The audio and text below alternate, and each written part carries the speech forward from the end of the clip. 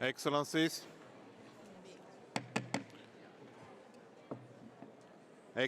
ladies and gentlemen, What we are witnessing today is the systematic and widespread use of tactics against civilians, in respect of which there are reasonable grounds to believe the commission of crimes against humanity and war crimes. Since February 2021, at least 1,900 killings by the militaries have been reported. The humanitarian situation is dire.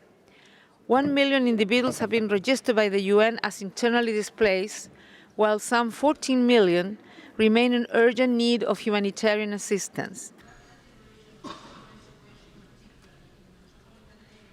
Internet shutdowns imposed by the military across large parts of the country and the harassment and prosecution of journalists and individuals reporting on human rights has severely limited information flows and civic space.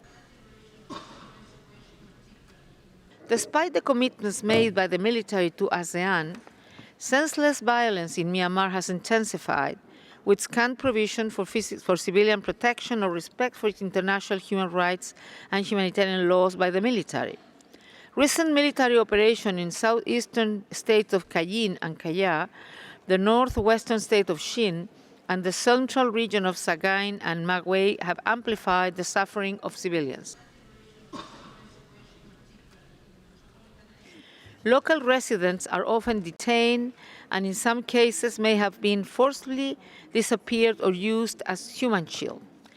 A well-documented tactic of the military is the burning of entire villages, residential buildings, schools, houses of worship, and other objects specially protected under international humanitarian law.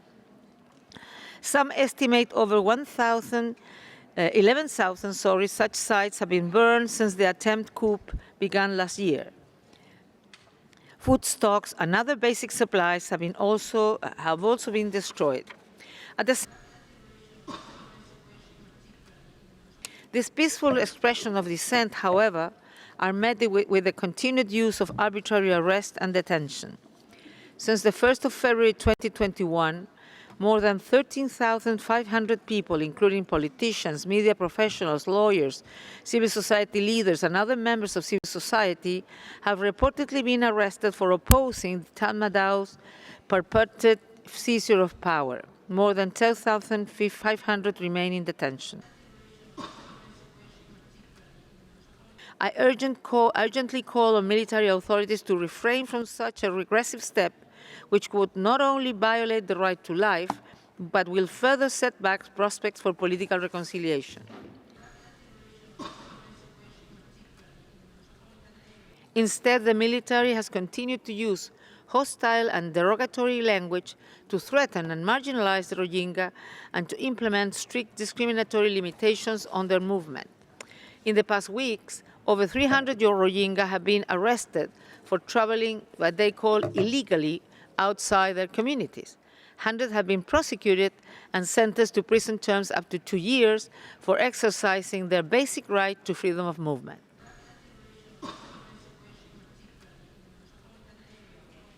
I urge all member states, particularly those with the highest level access and influence, to intensify their pressure on the military leadership.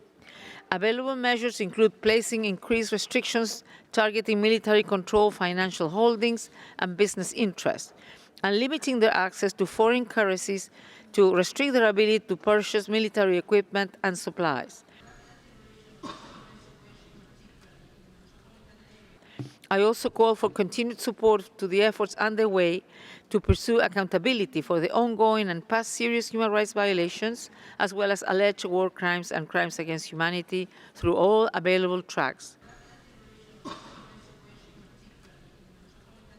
Myanmar's future depends on addressing the root causes of its crisis. Its people deserve a return to democracy, an end to impunity, and the immediate cessation of the systemic discrimination that has persecuted minorities, in particular the Rohingyas, for decades. They are counting on the Council's support. I thank you for your attention.